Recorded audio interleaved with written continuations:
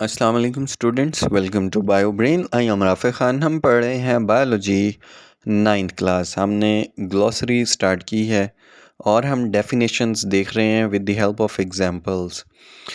तो आज जो हमारी डेफिनेशन है वो है क्रोमाटिन। तो what is chromatin? The complex of DNA and protein then make up a eukaryotic chromosomes. Chromatin जो है ना वो धागा नुमा होता है, थ्रेड लाइक मटेरियल होता है, बहुत ही पतला, जो डीएनए और हिस्टोन प्रोटीन का बना हुआ होता है।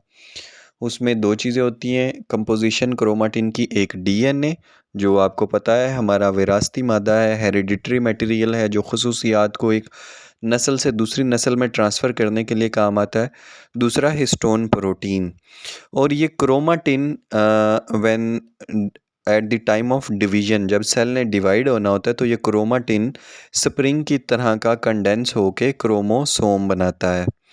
अगला है chromosome, coiled structure made up of DNA and protein. ये क्रोमाटिन ही क्वाइल होता है और स्प्रिंग की तरह का स्ट्रक्चर बनाता है, एक्स शेप स्ट्रक्चर बनाता है और क्रोमोसोम बना देता है। क्रोमोसोम बना होता है सेम लाइक क्रोमाटिन, डीएनए और हिस्टोन प्रोटीन का। अब क्रोमाटिन और क्रोमोसोम में फ़र्क सिर्फ इतना है कि क्रोमोसोम विजिबल होते हैं at the time of cell division, ये विजिबल होते हैं, और क्रोमोसोम खुल के जब पतले धागानुमा शक्ल में हो जाते हैं, नॉन विजिबल हो जाते हैं, तो वो क्रोमाटिन कहलाते हैं।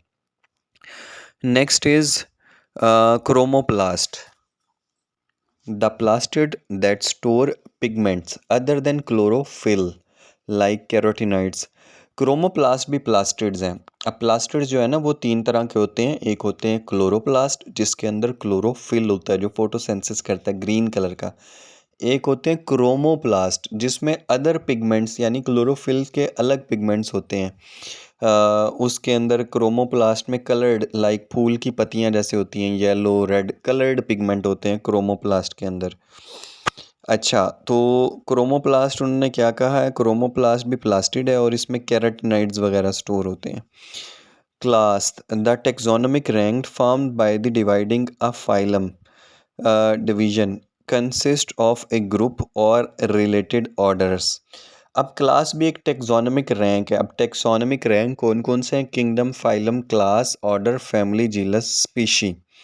किंगडम को तोड़ें छोटे छोटे ग्रुप्स में तो वो बनता है फाइलम। फाइलम को तोड़ें, अगर फाइलम को तोड़ें हम छोटे छोटे ग्रुप्स में, तो बनती है क्लास, जो हमारी डेफिनेशन है। फिर क्लास आगे फर्दर डिवाइड हो जाती है टेक्सोनोमिक रैंक्स के अंदर। तो ये दर्जा बंदी यानी कि क्लासिफिकेशन के रैंक्स हैं। अच्छा जी, अब आगे classification, the process of organising and classifying living organism based on their similarities and differences. Classification क्या है?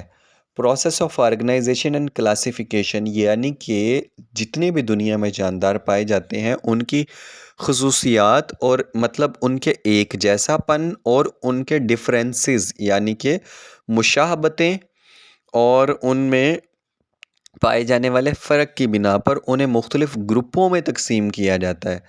ग्रुप्स बनाए जाते हैं। मिसाल के तौर पर चार टांगों पे चलने वाले जानदारों का अलग ग्रुप है, रेंगने वाले जानदारों का अलग ग्रुप है, दो टांगों पे चलने वाले जानदारों का अलग ग्रुप है, फोटोसिंथेसिस करने वाले पौधों का अलग ग्रुप है, उसमें ट्रीज़ का अलग ग्रुप है, हर्ब अलग हैं, शर्ब अलग हैं। That is called classification. तो इसको बोलते हैं, इस अमल को क्लासिफिकेशन। और ये किस बेस पे होती है? सिमिलैरिटीज़ एंड डिफरेंसेस की बिना पर। जो एक जैसे होते हैं उन्हें एक ग्रुप में रख दिया जाता है, जो डिफरेंट होते हैं उन्हें डिफरेंट ग्रुप्स में रख दिया जाता है। Next is coenzyme. Coenzyme, cofactor which are non protein organic molecules loosely attached with enzyme participate in enzyme catalysed reaction. अब ये कोएंजाइम जो है ये नॉन प्रोटीन ऑर्गेनिक मॉलिक्यूल है। आपको पता है एंजाइम जो है वो प्रोटीन है, लेकिन कोएंजाइम नॉन प्रोटीन है बट ऑर्गेनिक मॉलिक्यूल है। Loosely attach with enzyme, enzyme के साथ हल्का सा बॉन्ड बनाते हैं, बहुत ज़्यादा परमानेंट बॉन्ड नहीं होता इनका, ये डिसेबल भी हो सकता है, बॉन्ड टूट भी सकता है। Participate in enzyme catalysed reaction, और ये एंजाइम की जो कैटालाइसिस की एक्टिविटी है, एंजाइम की एक्टिविटी है उसको तेज़ करने के काम आते हैं, कोएंजाइम कहलाते हैं। Cofactor, non protein component of enzyme participate in enzyme catalysed reaction. अब ये जो को फैक्टर हैं ये भी नॉन प्रोटीन है, बट ये ऑर्गेनिक कंपाउंड नहीं है, ये कोई आइंस होंगे, कुछ मिनरल्स होंगे, ठीक है।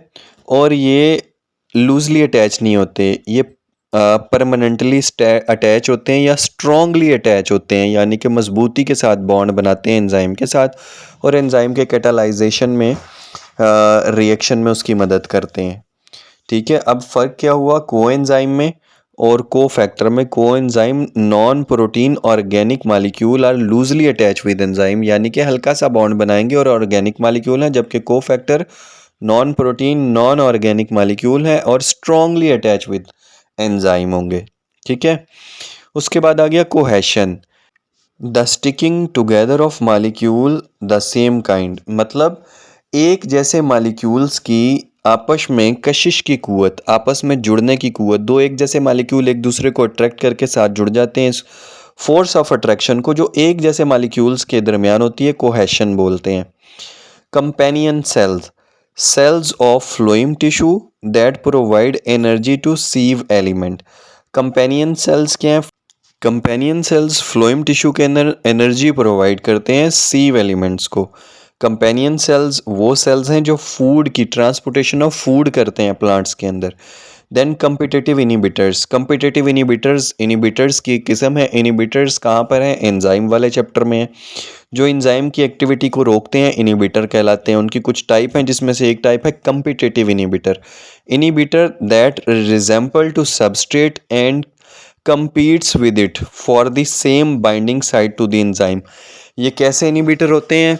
आपको पता है सबस्ट्रेट ने आके एंजाइम की एक्टिव साइट से जुड़ना है। इन इनिबिटर्स की शक्ल बिल्कुल सबस्ट्रेट की तरह की होती है और ये एक्टिव साइट पे आके जुड़ जाते हैं और प्रोडक्ट में नहीं बदलते, मींस एक्टिव साइट को ब्लॉक कर देते हैं, compete करते हैं ये सबस्ट्रेट के साथ एक्टिव साइट को ब्लॉक करने के लिए। Next is crossing over, the exchange of genetic material between non-sister chromatids during prophase 1 of meiosis 1। अब क्रॉसिंग ओवर क्या है? क्रॉसिंग ओवर दो नॉन सिस्टर क्रोमोसोम एक दूसरे के करीब आते हैं, उनमें नॉन सिस्टर क्रोमाटिड्स अपने हिस्सों का तबादला करते हैं, उनको इसको बोलते हैं क्रॉसिंग ओवर। और इससे क्या होता है? इससे वेरिएशन वजूद में आती है हर नस्ल में। ऐसे आपने देखा होगा हमारी शक्लें अपने वालदैन के साथ मिलती हैं, कुछ हमारी शक्ल हमारे फीचर्स अपनी वालदा के साथ मिलते हैं, कुछ हमारे फीचर्स अपने वालिद के साथ मिलते हैं, बट हम सेम टू सेम फोटोकॉपी नहीं है, हम दोनों का मिक्सचर है और दोनों से एक नई चीज़ निकल के आई है और वो होती है क्रॉसिंग ओवर की वजह से, क्योंकि कुछ हिस्से अपने आप को क्रॉसिंग ओवर करते हैं नॉन सिस्टर क्रोमाटिड्स के। तो ये था हमारा आज का लेक्चर, उम्मीद है आपको बहुत अच्छे से समझ आया होगा। इसलिए मेरी वीडियो को लाइक करना मत भूलिएगा, अपने फ्रेंड्स एंड फैमिली के साथ शेयर करें, चैनल को सब्सक्राइब कर लें ताकि रोज़ आने वाली वीडियो आप तक पहुंच सके। अपना बहुत सारा ख्याल रखिएगा। अल्लाह हाफिज़।